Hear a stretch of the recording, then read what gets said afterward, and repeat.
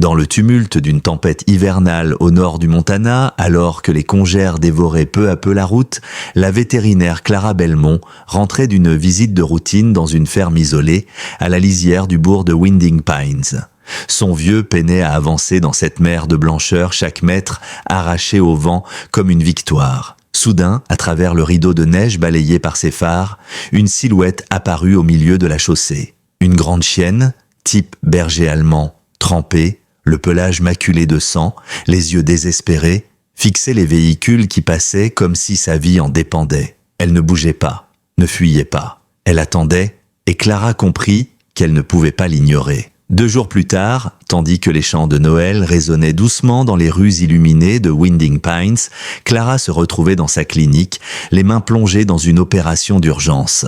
La colonne vertébrale de la chienne était fracturée. À ses côtés, le shérif local, Lionel Carver, venait lui annoncer une découverte glaçante. Sous la peau de l'animal, un dispositif de géolocalisation avait été implanté. Mais ce n'était que le début, car lorsqu'elle dénoua le collier abîmé de la chienne, elle y découvrit une vieille photographie protégée dans un sachet étanche. Et sur cette image, prise des années auparavant dans un décor militaire poussiéreux, se tenait son propre père, en uniforme, une main posée sur la tête de cette même chienne. Clara sentit son sang se glacer. Cette bête blessée n'était pas un chien errant. C'était un message, un fantôme du passé revenu frapper à sa porte. Winding Pines avait toujours vécu au rythme de la nature environnante. Enveloppée par des montagnes majestueuses, cette petite ville isolée ressemblait à ces endroits figés dans le temps, où chacun connaissait les histoires des autres, ou du moins pensait les connaître. À 34 ans, Clara Belmont s'était forgé une réputation de vétérinaire compétente et dévouée. 5 ans plus tôt, elle avait repris la clinique locale lorsque son mentor, la docteure Hélène Crowley, avait pris sa semi-retraite. Sa maison en bois, modeste mais chaleureuse, posée à la frontière entre la ville et les forêts, ressemblait beaucoup à Clara elle-même, sobre, discrète, mais empreinte d'un feu intérieur que peu savaient voir. Les habitants l'estimaient pour son travail, mais peu la connaissaient vraiment, car sous cette apparente maîtrise se cachait une plaie toujours ouverte. Un vide silencieux qu'elle dissimulait depuis 8 ans, depuis cette nuit de la veille de Noël où ses parents avaient perdu la vie, leur voiture projetée dans un ravin verglacé alors qu'ils rentraient d'un dîner familial. Son père, ancien officier de l'armée, et sa mère n'étaient jamais revenus. Depuis, Clara avait trouvé refuge dans la seule chose qu'elle pouvait encore contrôler, soigner les autres. Les animaux devenaient ses confidents, ses raisons de se lever chaque matin. Et à chaque période de Noël, alors que les maisons s'illuminaient et que les familles se réunissaient, Clara se portait volontaire pour toutes les gardes, toutes les urgences. Moins elle pensait, mieux elle survivait. Le shérif Lionel Carver, quant à lui, connaissait Clara depuis sa naissance. À 58 ans, son visage buriné et ses cheveux argentés inspiraient autant le respect que la confiance. Ancien compagnon d'armes du père de Clara, il gardait un œil bienveillant sur elle, qu'elle le veuille ou non. Discret mais ferme, il représentait la colonne vertébrale morale de cette petite communauté. Un autre personnage discret de Winding Pines était un certain Eric Malone, un ancien maître chien de l'armée, aujourd'hui âgé de 36 ans. Depuis son retour il y a 3 ans, il vivait en retrait, enchaînant les petits boulots, évitant les discussions sur son passé. Son regard hanté en disait bien plus que les mots qu'il refusait de prononcer.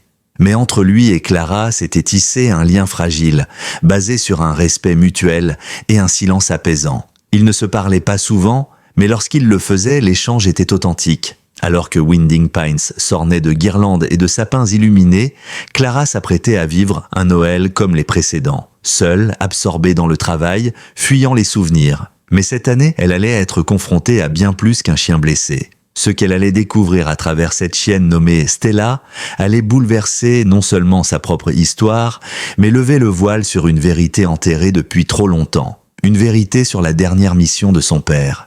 Et sur les raisons réelles de sa mort. Laissez un j'aime et partagez vos impressions en commentaire en nous disant depuis quelle ville vous nous écoutez. Maintenant, poursuivons l'histoire. Cette nuit-là, celle où Clara trouva Stella faisait partie de ces nuits que l'on raconte dans les journaux régionaux. Un froid mordant, une neige dense, un vent qui hurlait comme pour repousser toute âme vivante.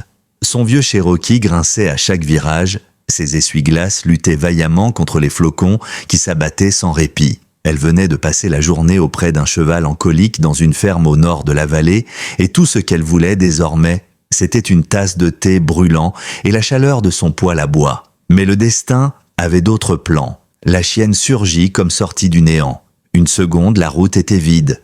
La suivante, une silhouette sombre s'était matérialisée dans ses phares, agenouillée au milieu de l'asphalte enneigé. Clara freina brutalement, les pneus glissèrent sur la neige tassée, son cœur bondit dans sa poitrine. À quelques mètres seulement, la chienne restait immobile. D'abord, elle crut à un loup, c'était courant dans la région. Mais en s'approchant, son œil professionnel reconnut sans peine le museau long et les lignes puissantes d'un berger allemand. « Bon sang !» souffla-t-elle en fixant l'animal. Il ne fuyait pas. Il attendait. Clara alluma ses feux de détresse, attrapa son kit d'urgence sur la banquette arrière et sortit dans le blizzard. Le froid la frappa comme une gifle. Chaque souffle lui lacérait les poumons, le vent lui fouettait le visage. À travers le tumulte, elle distingua enfin l'état de la chienne. Elle était grande, épuisée, et traînait l'arrière de son corps comme une charge morte. Ses pattes postérieures ne répondaient plus, et sous elle, le mélange de neige fondue et de sang formait une mare rose inquiétante. « Doucement, ma belle, je suis là pour t'aider », murmura Clara en s'approchant, paume tendue, basse, dans un geste apaisant. La chienne ne montra aucun signe d'agressivité. Au contraire, elle tenta de ramper vers Clara, émettant un gémissement à fendre l'âme. À mesure qu'elle se rapprochait, Clara constata l'étendue des dégâts. Des marques sur le dos, certaines évoquant des plaies ouvertes, d'autres semblant délibérées. Et surtout, un détail qui n'échappa pas à son œil aguerri. Malgré la maigreur de l'animal, ses mamelles étaient gonflées. « Tu as des petits quelque part ?» souffla Clara. Et soudain, tout s'éclaira. La posture étrange, la façon dont elle s'était mise au milieu de la route, comme pour se faire remarquer, c'était une mère en détresse, séparée de ses chiots. Et elle cherchait désespérément de l'aide. Faire monter la chienne dans le Cherokee fut un véritable défi. Stella, c'est ainsi que Clara allait bientôt la nommer, était massive, et chaque mouvement lui arrachait un gémissement sourd. Clara s'efforçait d'éviter toute pression sur sa colonne vertébrale, craignant une lésion irréversible. Pourtant, malgré la douleur, la chienne ne tenta ni de mordre, ni de fuir. Elle acceptait l'aide comme si elle comprenait. « Je t'ai, ma grande, on va s'en sortir », murmura Clara en l'installant doucement sur une couverture dans le coffre. Mais une fois la portière refermée, la chienne gratta faiblement la vitre, son regard tourné vers le fossé d'où elle était sortie. Clara suivit ses yeux, et elle comprit. Ce n'était pas terminé. Armée de sa lampe torche, elle s'avança dans la neige, ses bottes s'enfonçant à chaque pas. Là, derrière une rangée de branches alourdies de givre, un petit chemin à peine visible descendait vers un vieux conduit de drainage. Les empreintes de pattes étaient encore nettes, juste effleurées par la neige fraîche. Clara s'agenouilla devant le tunnel de béton, leva sa lampe, et son cœur se serra. 4 petits chiots, âgés de 2 semaines tout au plus, étaient blottis dans un nid de feuilles mortes et de lambeaux de couverture. 3 remuaient faiblement. Le 4e, minuscule, ne bougeait pas. « Mon Dieu !» souffla Clara. Son instinct professionnel prit aussitôt le dessus. Elle enveloppa les petits dans son manteau, les pressant contre sa poitrine, sentant leur chaleur vitale s'échapper à une vitesse terrifiante. De retour au véhicule, elle régla le chauffage au maximum.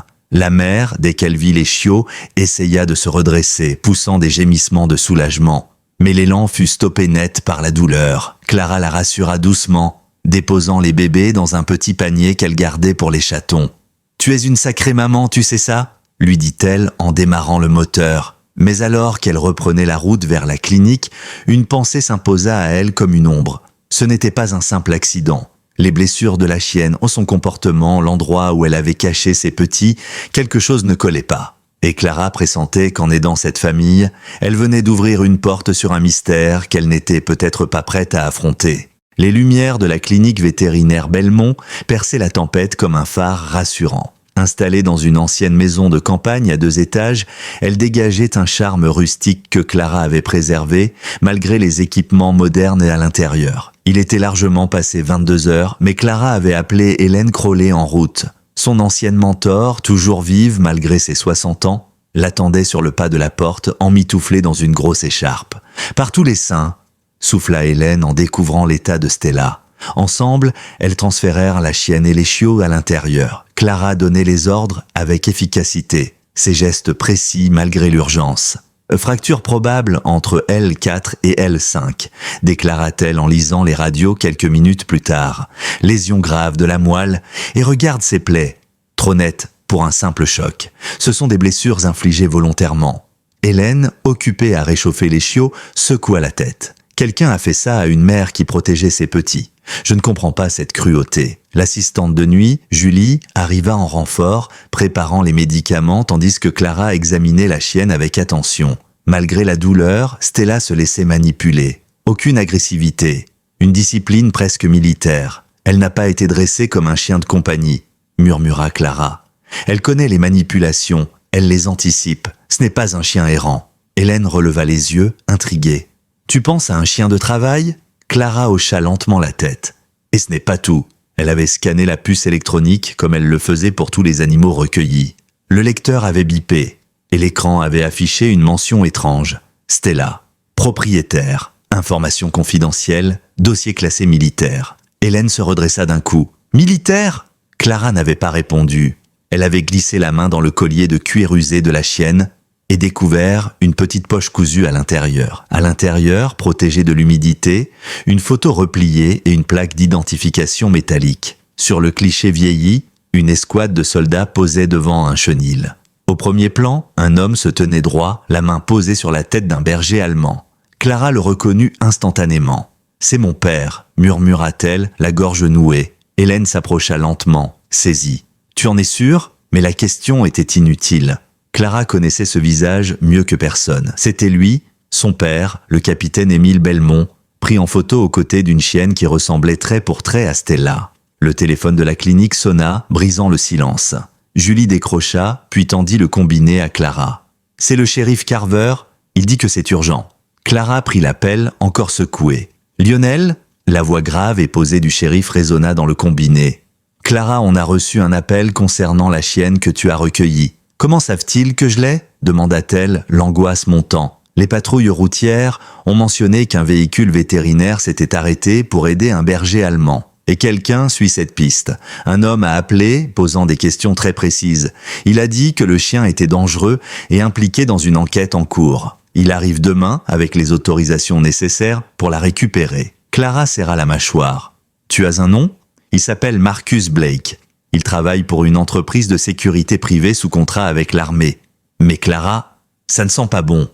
Je voulais que tu sois prévenue. Clara reposa lentement le combiné, le cœur battant. Elle leva les yeux vers Stella, toujours étendue sur la table d'examen, son souffle calme, ses yeux rivés sur elle. Ce regard, il n'avait rien d'ordinaire. Il était chargé d'intelligence, de confiance, presque d'une forme de compréhension humaine. « Qu'est-ce que tu es, ma belle ?» murmura-t-elle. « Et que faisait mon père avec toi ?» La photo, toujours entre ses doigts, la brûlait comme une vérité trop longtemps enfouie. Cette chienne n'était pas un simple animal. Elle portait les secrets d'un passé que Clara pensait enterrer. Et maintenant, quelqu'un voulait la récupérer. « Qu'est-ce que tu vas faire ?» demanda Hélène doucement. Clara tourna lentement la tête. « D'abord, je vais lui sauver la vie.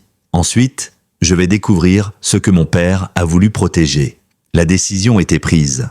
La chirurgie dura plus de 4 heures. Une intervention délicate, risquée, où chaque millimètre pouvait faire la différence entre une paralysie définitive et une chance de récupération. Hélène resta à ses côtés tout du long. Julie préparait les injections, les pinces, surveillait l'anesthésie. Et pendant tout ce temps, la clinique ne ferma jamais ses lumières. Dehors, la tempête faisait toujours rage. Dedans, une guerre se jouait entre la vie et la mort. Vers 2 heures du matin, la chienne fut enfin transférée en salle de réveil. Clara soupira, les bras engourdis, les mains tremblantes, mais l'adrénaline tenait encore. Elle ne marchera sans doute plus jamais comme avant, confia-t-elle à Hélène. Mais avec des soins adaptés et peut-être un chariot pour l'arrière-train, elle pourra avoir une belle vie. Les chiots, eux, dormaient dans une couveuse de fortune, blottis les uns contre les autres. Clara s'assit dans la petite salle de pause attenante à la salle de soins. Elle avait posé la photo sur la table, ainsi que la plaque métallique K9SG7, suivie d'un code complexe. Au dos du cliché, une ligne griffonnée à la main, Stella et Unité, projet Sentinelle Guardian 2015. Elle reconnut aussitôt l'écriture de son père. Ce mot, Ce projet, elle n'en avait jamais entendu parler. Et pourtant, elle savait au fond d'elle que c'était là que tout avait commencé. Que ce projet, ces hommes en uniforme, cette chienne, avait conduit à l'accident, ou plutôt au meurtre. Elle finit par s'endormir, assise, une main posée sur l'épaule de Stella qui, toujours endormie, respirait lentement. Mais au petit matin, une absence la réveilla d'un coup. La cage de convalescence était ouverte, et Stella avait disparu. « Stella » appela-t-elle, déjà debout. La panique monta en elle comme une vague.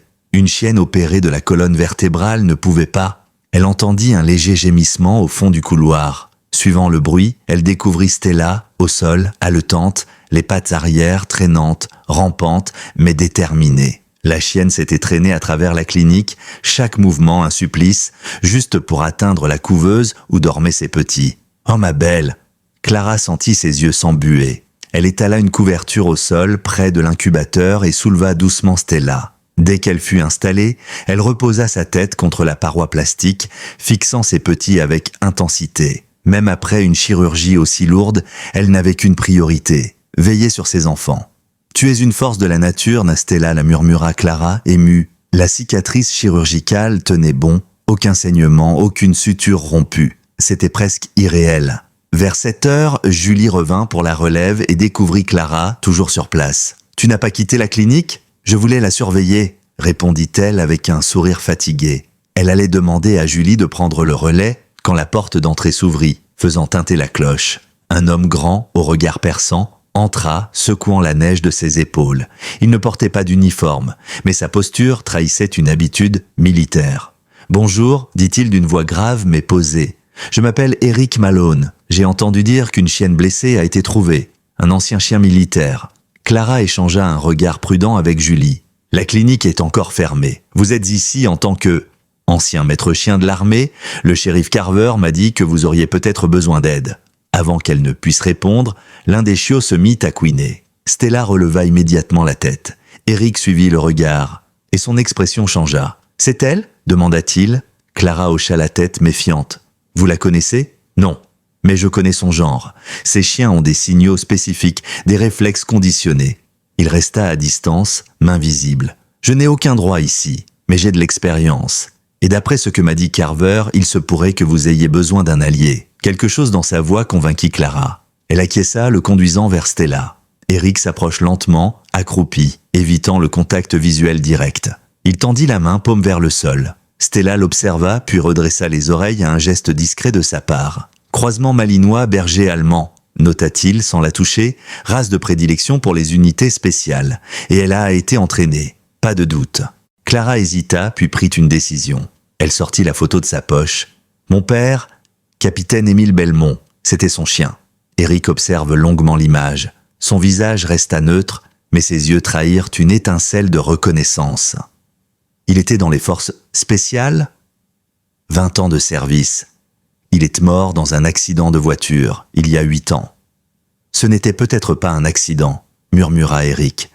Ce programme, Sentinel Guardian, était plus qu'un simple projet d'entraînement. Il sélectionnait des chiens pour leur capacité cognitive, pas juste obéir aux ordres, penser, évaluer, décider. Clara le fixa. Vous en savez plus que vous ne voulez le dire. Assez pour savoir que si quelqu'un comme Marcus Blake veut récupérer cette chienne, ce n'est pas pour la sauver, c'est pour la faire taire. La conversation fut interrompue par la clochette de la porte d'entrée. Clara et Eric se retournèrent d'un même mouvement. Le shérif Lionel Carver venait d'entrer accompagné d'un homme inconnu. Il portait un manteau long, des gants en cuir et une mallette rigide à la main. Son sourire poli n'atteignait pas ses yeux. « Clara, » dit le shérif d'un ton hésitant, « voici Marcus Blake. Il est ici pour la chienne. » Clara s'avança d'un pas, se plaçant instinctivement entre Stella et l'homme. Elle vient de subir une opération lourde. Elle est en soins intensifs.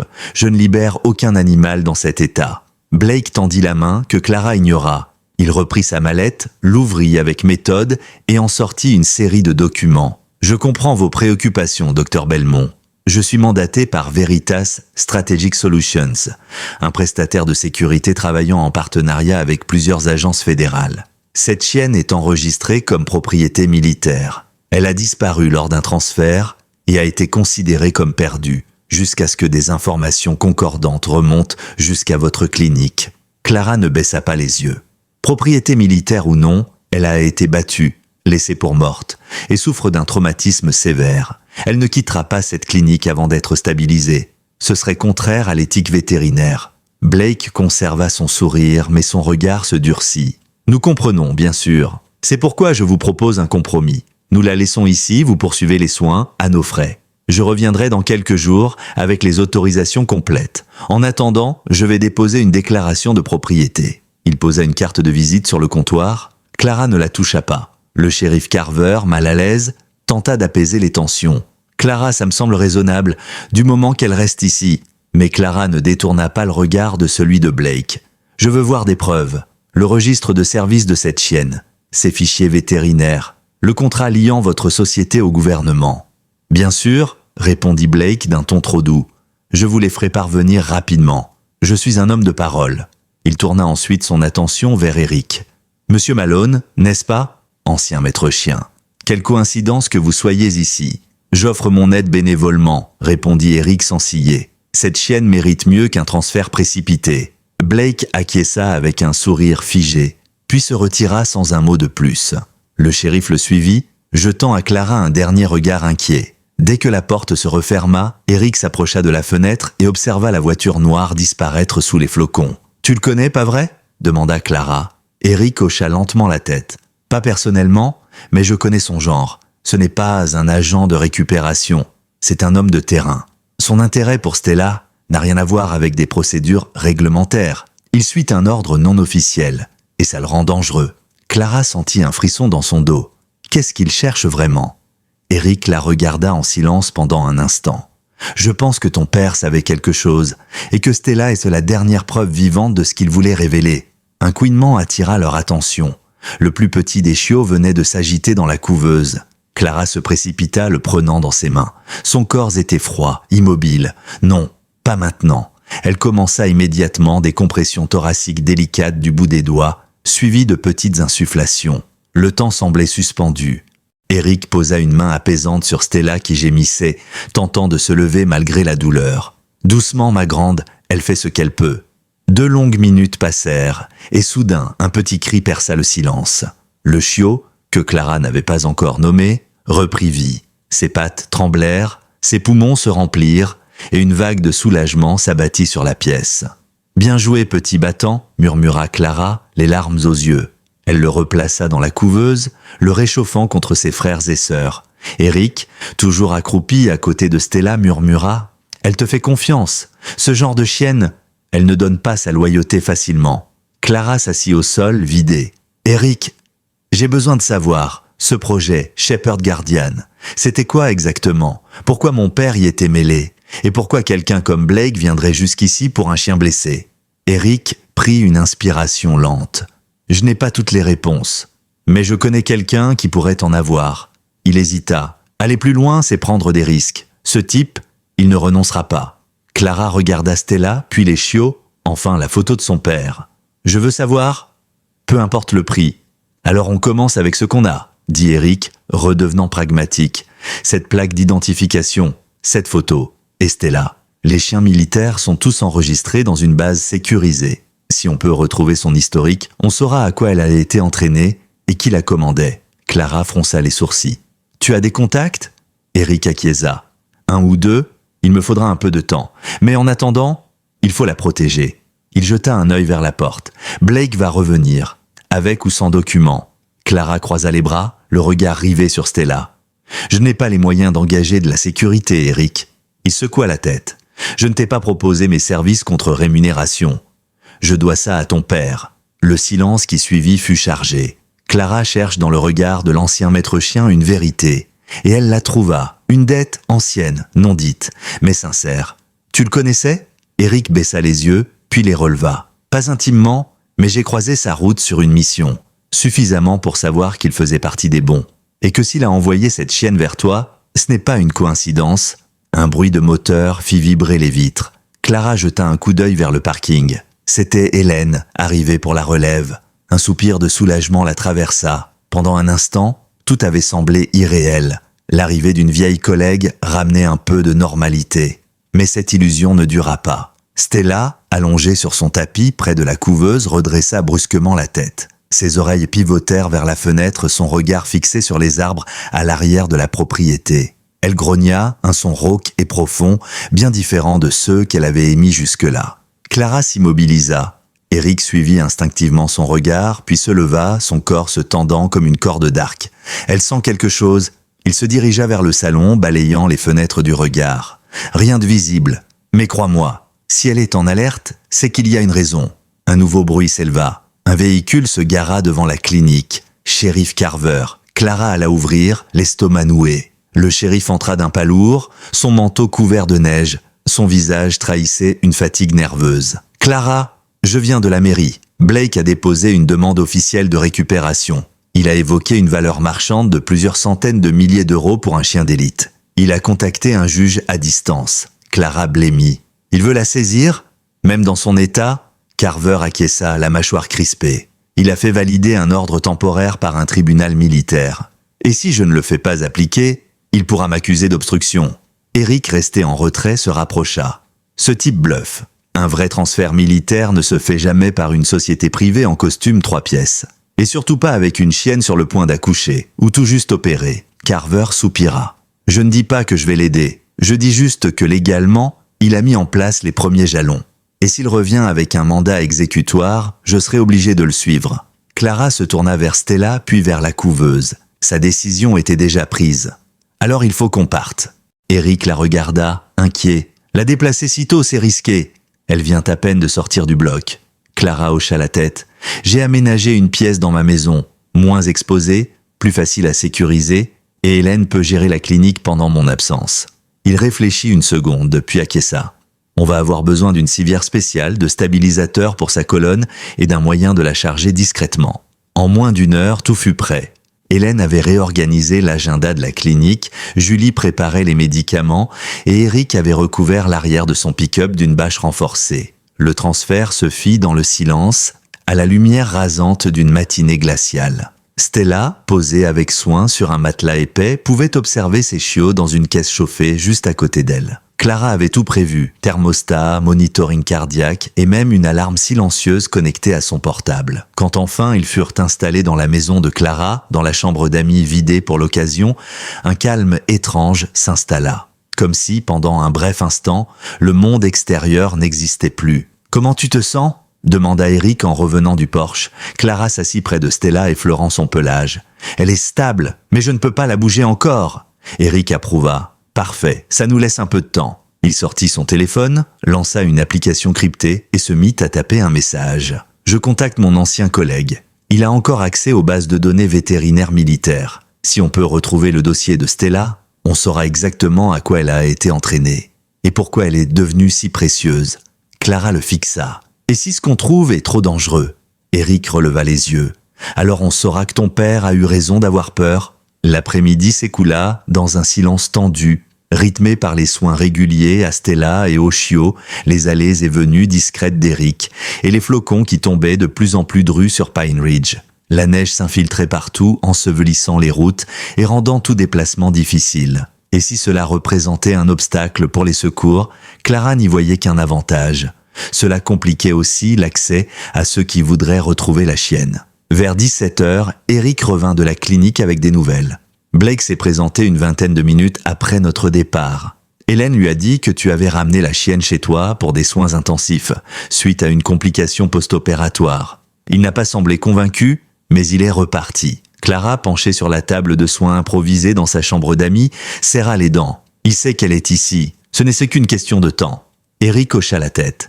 J'ai verrouillé les accès, activé les détecteurs de mouvement et installé un renfort sur la porte arrière. Mais il faudra rester en alerte cette nuit.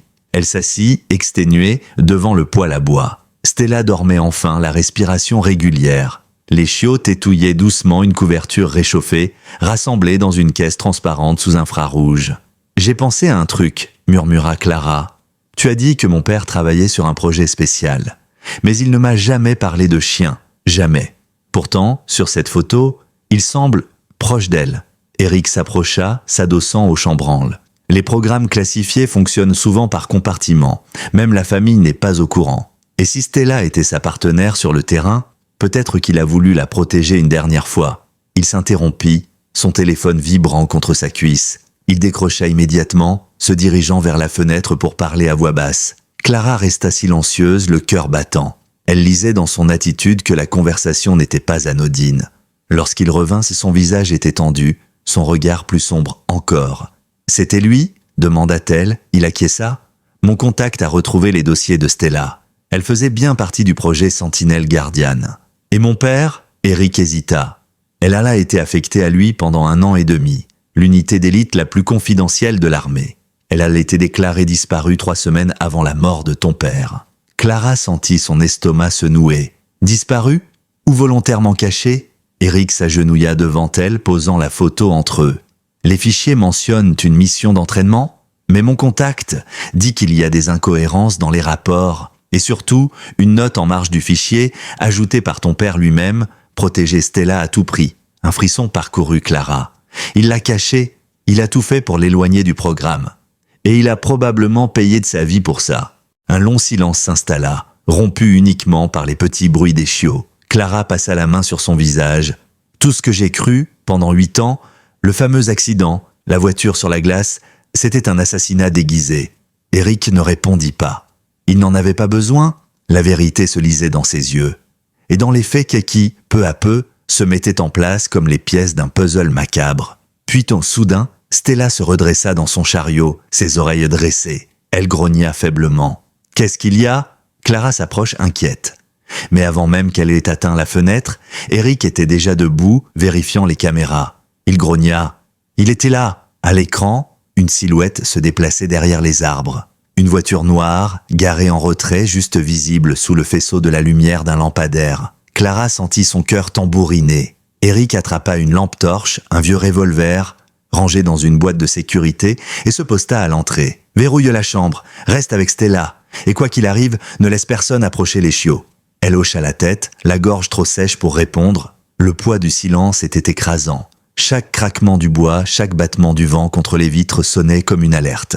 Et puis, le grincement caractéristique de la serrure arrière. Quelqu'un essayait d'entrer. Clara étouffa un juron, s'empara d'une seringue de sédatif au cas où elles doivent agir et resta figée. Le bruit se répéta plus fort, puis un bruit de verre brisé. « La cuisine » murmura-t-elle. Stella, malgré sa fatigue, se redressa, grognant plus fort cette fois. Eric surgit dans le couloir, une ombre dans la pénombre.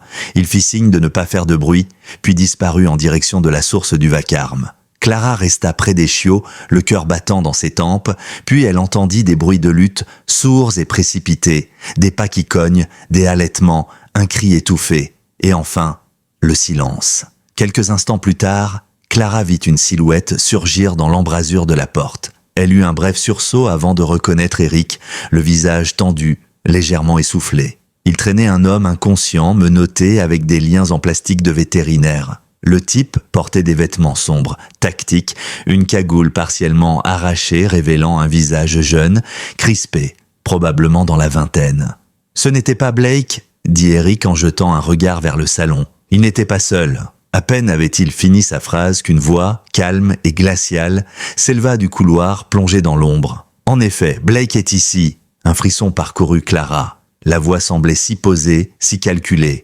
Elle se leva lentement, se plaçant entre Stella et la porte, les chiots toujours dans leur caisse chauffée. Une lampe torche s'allume à l'extérieur du champ de vision.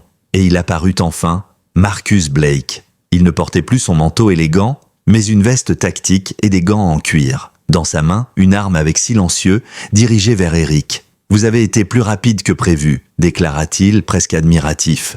Il jeta un œil à l'homme ligoté au sol. Dommage, Derek était pourtant censé être discret. Clara sentit l'instinct de protection se resserrer en elle comme un étau. « Que voulez-vous exactement ?» Blake l'observa longuement, puis son regard dériva vers la chienne.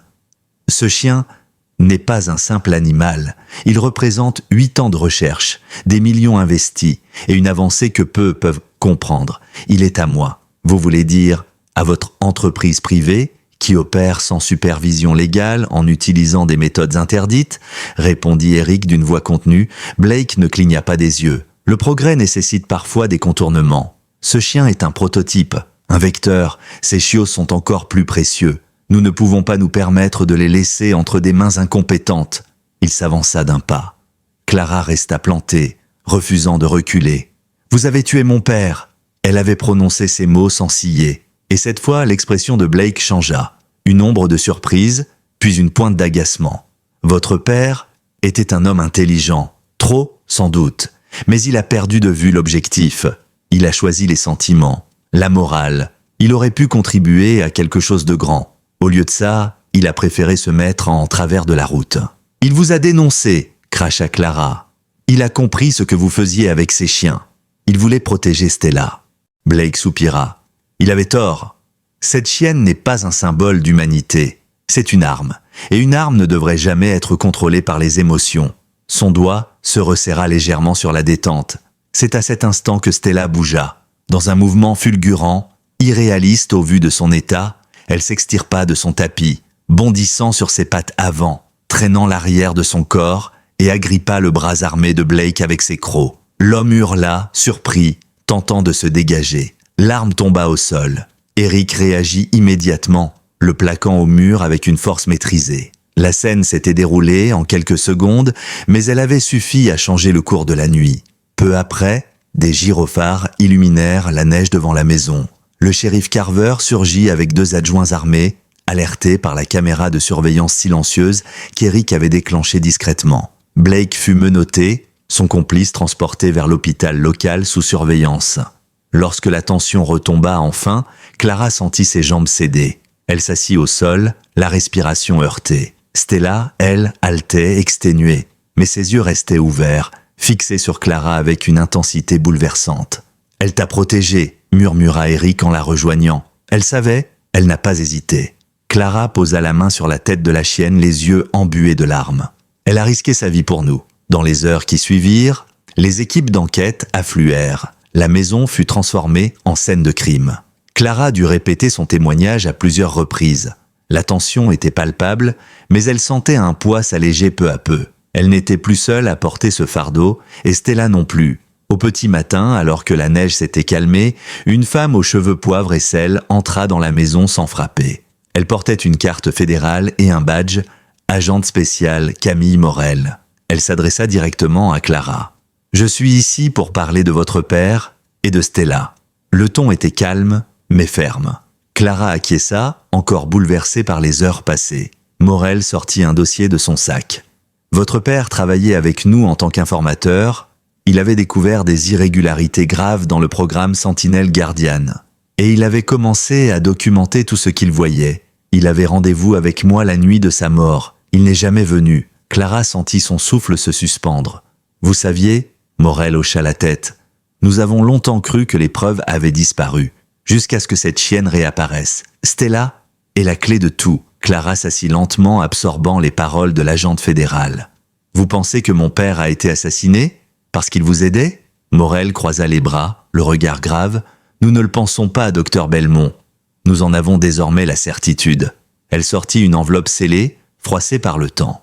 Ce document a été transmis à un contact sécurisé dans les jours précédant l'accident. Il contenait des notes manuscrites de votre père, des observations sur les méthodes utilisées dans le programme Sentinelle Guardian et surtout, un nom. Marcus Blake.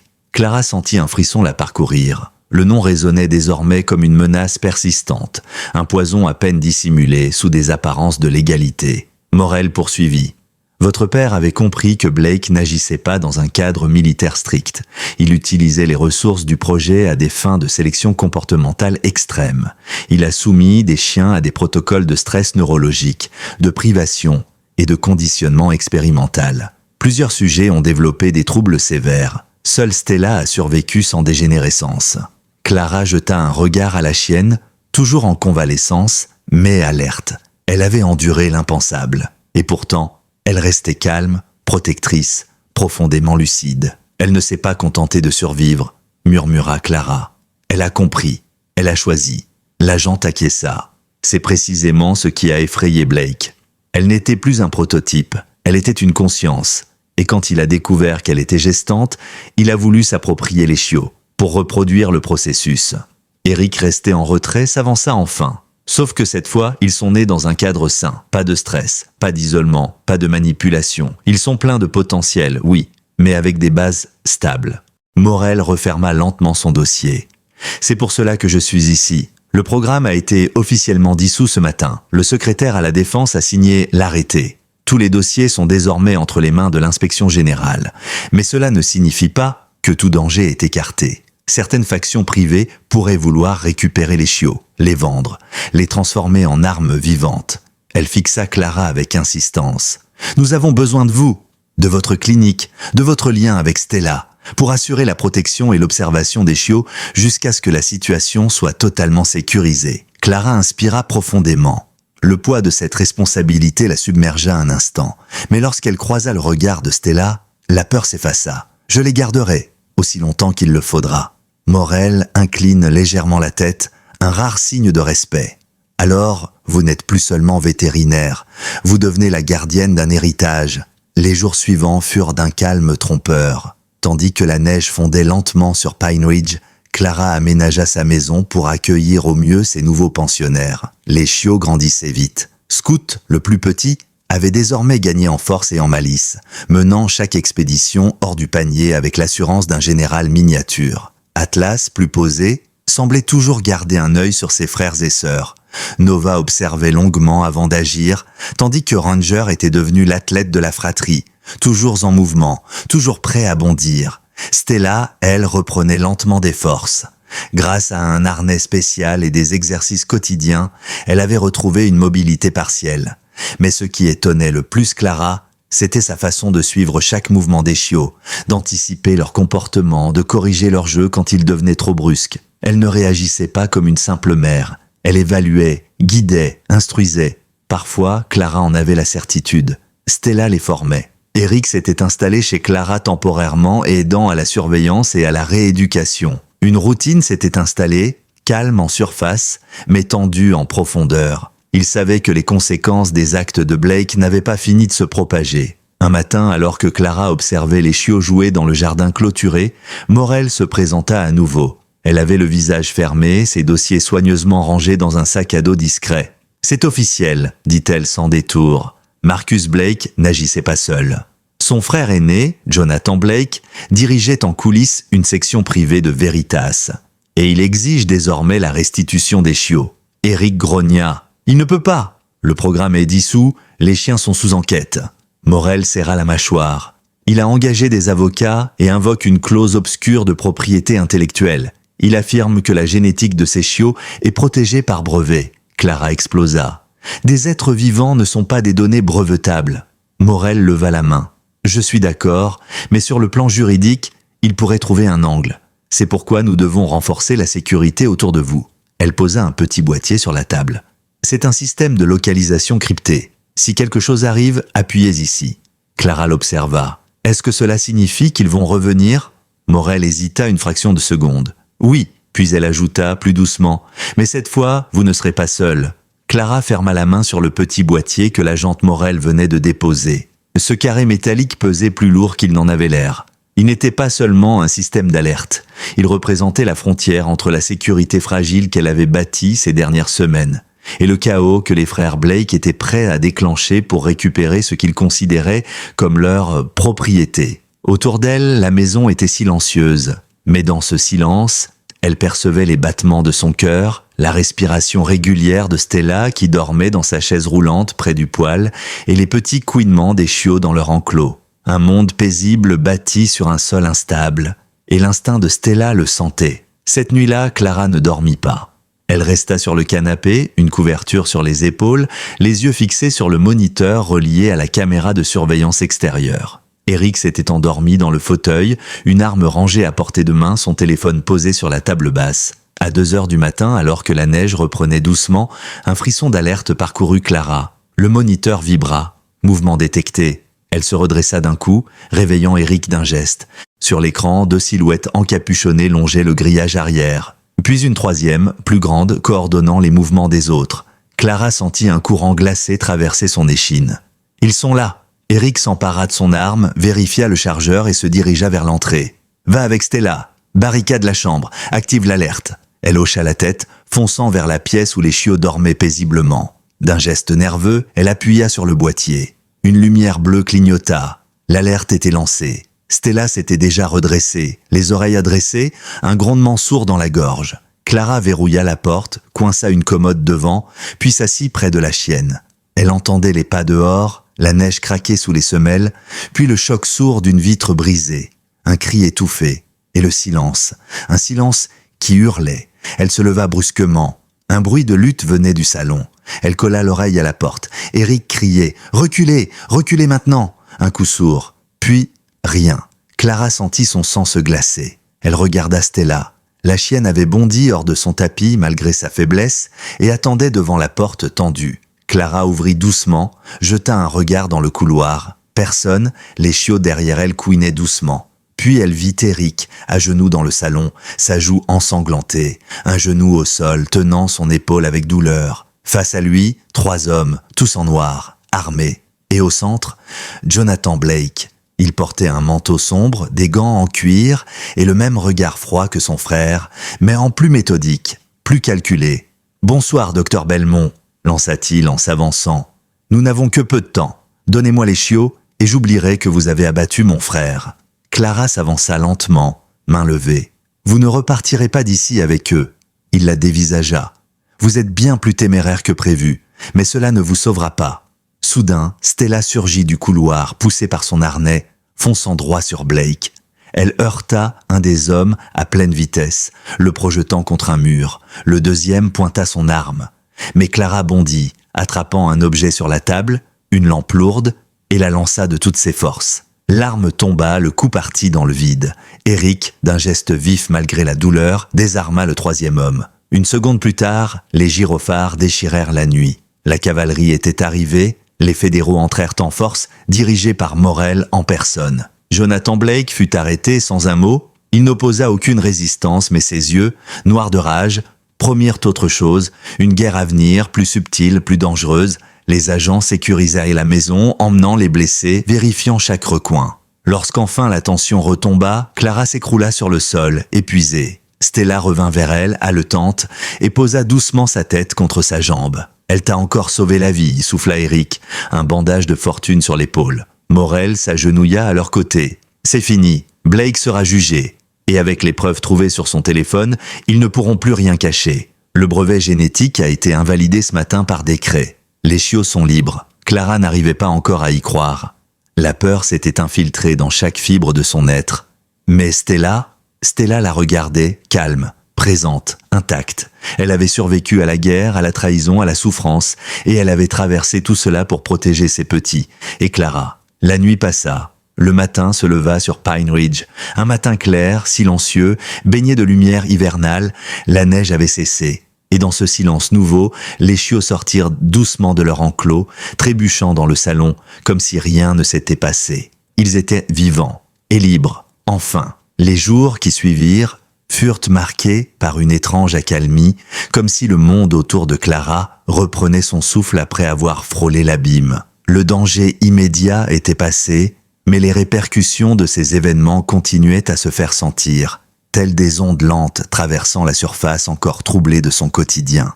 La maison, bien qu'en partie réparée, portait encore les traces de l'affrontement. Un pan de mur fissuré, une fenêtre remplacée à la hâte, une tension suspendue dans l'air. Pourtant, au cœur de ce désordre, il y avait de la vie, de l'espoir, de l'amour. Stella poursuivait sa rééducation avec une détermination silencieuse qui inspirait Clara au-delà des mots. Chaque jour, la chienne s'efforçait de bouger un peu plus.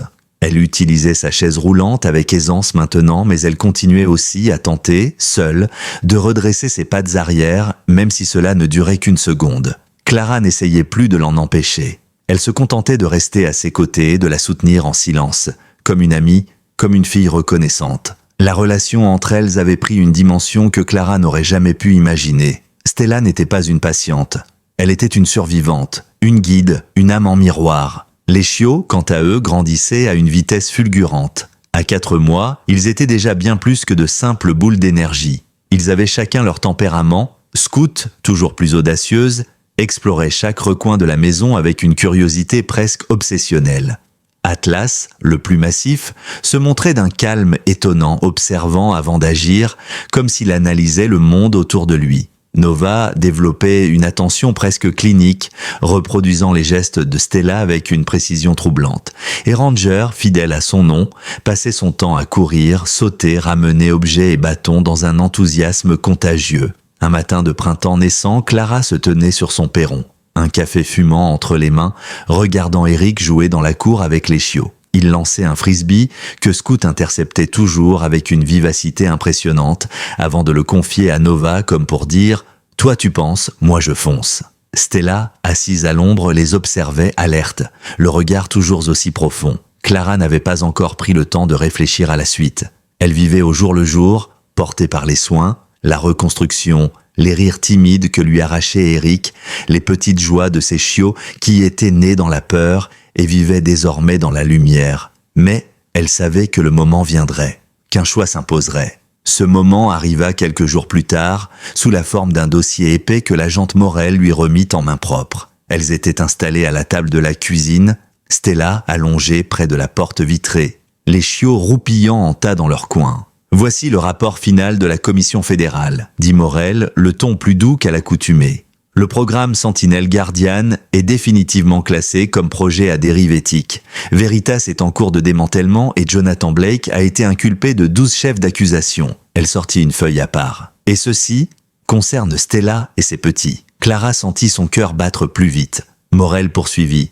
Après étude, les chiots sont reconnus comme indépendants sur le plan juridique. Aucun brevet, aucune revendication ne tient face à leur statut d'être vivant, né hors des laboratoires. Ils vous reviennent, entièrement, si vous le souhaitez. Clara resta silencieuse.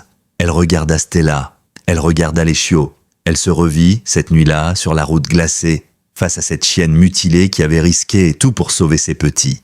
Elle se revit les sauver un à un, les réchauffer, les nourrir, les surveiller. Et elle comprit. Ils ne vont nulle part, dit-elle d'une voix calme. C'est ici, chez eux. Je vais les élever, les former, les protéger, comme l'aurait fait mon père. Morel esquissa un mince sourire. Vous savez qu'ils sont différents, n'est-ce pas? Clara hocha la tête. Je ne les élèverai pas comme des armes, ni comme des phénomènes de foire. Je leur laisserai le choix. Je veux juste qu'ils soient libres et aimés. Le silence se fit, lourde promesse. Lorsque Morel repartit, elle laissa derrière elle une lettre, un document écrit de la main de James Belmont, le père de Clara. Il datait de quelques jours avant sa mort. Elle s'assit seule ce soir-là dans le bureau. Et lut « Si tu lis ceci, Clara, c'est que je n'ai pas pu revenir. Ce que j'ai découvert m'a fait perdre confiance dans l'institution que j'ai servie toute ma vie. Mais je ne regrette rien. Ce chien que tu viens peut-être de croiser, cette Stella, est bien plus qu'un sujet de recherche. Elle est l'écho de ce que j'aurais voulu faire dans ce monde. Protéger, soigner, transmettre. Elle est venue à moi brisée, mais elle m'a appris à espérer. Si elle arrive jusqu'à toi, sache que c'est parce qu'elle te fait confiance, et qu'à travers elle, je veille encore. » Clara ne put retenir ses larmes. Cette lettre n'était pas un adieu, c'était un passage de relais. Elle sortit dans le jardin. Stella leva les yeux, les chiots vinrent à sa rencontre tous ensemble. Et au milieu de ce tumulte d'aboiements joyeux, de queues qui s'agitaient, de pattes maladroites, Clara leva les yeux vers le ciel. Le printemps arrivait, et dans ce coin tranquille des Rocheuses, quelque chose de rare avait éclos. Une meute, une famille, une vérité retrouvée. Les semaines suivantes s'écoulèrent comme une renaissance. Pine Ridge sortait lentement de l'hiver, les premières fleurs pointaient sous les pins, et le manteau de neige cédait peu à peu à la terre vivante. Les montagnes alentour, autrefois témoins silencieux du drame, semblaient désormais veiller avec bienveillance sur cette maison reculée, d'où s'élevaient les aboiements heureux d'une meute peu commune. Stella poursuivait sa rééducation avec une ténacité qui défiait les statistiques. Chaque mouvement, chaque tentative de marcher sans assistance était une victoire, un cri muet contre ceux qui l'avaient cru définitivement brisé. Clara, qui l'avait tant soignée, la regardait désormais avec une admiration renouvelée. Elle n'était plus seulement vétérinaire, elle était devenue témoin d'un miracle, d'un combat silencieux incarné par une chienne mutilée qui refusait de se soumettre à un destin écrit par d'autres. Les chiots, désormais âgés de 6 mois, faisaient la fierté de la petite communauté. Tous avaient développé des traits exceptionnels, concentration, sensibilité, obéissance spontanée, mais surtout compassion. Clara les avait éduqués dans la liberté et le lien. Scoot était devenue une chienne d'assistance en formation, collée en permanence à Eric, avec qui elle avait noué un lien unique. Nova avait un flair étonnant pour détecter les troubles émotionnels, et Clara envisageait de l'orienter vers la zoothérapie. Atlas et Ranger, eux, accompagnaient Clara dans les randonnées de repérage que proposait désormais la clinique, dans les zones reculées où les randonneurs se perdaient parfois. Le projet que Clara et Eric montaient avec le shérif Carver prenait forme. Une unité de recherche et secours canine, intégrée au comté pour intervenir dans les montagnes. Clara, vétérinaire principale, Eric, superviseur tactique, et les chiots, comme pionniers d'une nouvelle génération de chiens de service, formés avec respect, patience et amour. Ce qu'aurait voulu son père. Un matin de mai, alors que le vent embaumait les épicéas et que les collines résonnaient du chant des grives, Clara s'arrêta devant la stèle qu'elle avait fait installer près du vieux chêne à la lisière du terrain. Elle y avait gravé simplement « À James Belmont, soldat, père, protecteur, à Stella, messagère de vérité, à ceux qui choisissent la lumière malgré les ténèbres. » Elle resta là longtemps, le regard perdu, une main sur l'épaule de Stella, assise à ses côtés. Le silence n'était pas pesant. Il était plein de sens. Stella leva le museau vers le vent, ferma les yeux. Peut-être sentait-elle, elle aussi, que quelque chose s'était achevé. Pas une fin, mais une paix. Clara se pencha, caressa la tête grisonnante de la chienne. « On a tenu parole, ma belle. Ce qu'il a commencé, on l'a terminé. » Stella tourna la tête, croisa son regard, puis posa doucement sa patte sur la main de Clara. Comme une promesse, une dernière transmission, ou peut-être un remerciement. Le soir même, Clara posta une photo sur le compte de la clinique. Stella, entourée de ses 4 chiots devenus adultes, devant les montagnes rosies par le crépuscule. En légende, elle écrivit « Parfois, les héros ne portent pas d'uniforme. Parfois, ils ont 4 pattes, un regard qui comprend tout et un cœur plus grand que la guerre. Merci Stella. Merci papa. » La publication fit le tour du pays. Des vétérans, des familles, des éducateurs canins écrivirent par centaines. Certains avaient connu James Belmont, d'autres avaient perdu des chiens de travail, tous furent touchés par cette histoire, car au fond, elle parlait d'un espoir universel, celui que même au cœur des ténèbres, un éclat de loyauté, d'amour ou de mémoire puisse éclairer la route. Et vous qui écoutez cette histoire, peut-être avez-vous aussi connu un Stella, un être silencieux, fidèle qui vous a guidé sans rien demander. Peut-être avez-vous porté un deuil sans explication ou hérité d'une mission que vous n'aviez pas choisie. Mais souvenez-vous de ceci, ce n'est pas l'ampleur du combat qui définit votre valeur. C'est le fait de le mener, encore et encore, comme Stella qui a traversé la tempête, comme Clara qui a guéri à force d'aimer, comme vous peut-être qui cherchez encore la vérité. Alors si cette histoire vous a touché, laissez un j'aime et partagez vos pensées en commentaire en nous disant depuis quelle ville vous nous écoutez. Et maintenant, reprenez la route avec courage. Car parfois, ce qu'on croyait perdu peut encore être sauvé. Et parfois, au détour d'un chemin de montagne, sous la neige ou au soleil, une vieille chienne en fauteuil roulant vous regardera et vous saurez, vous n'êtes pas seul.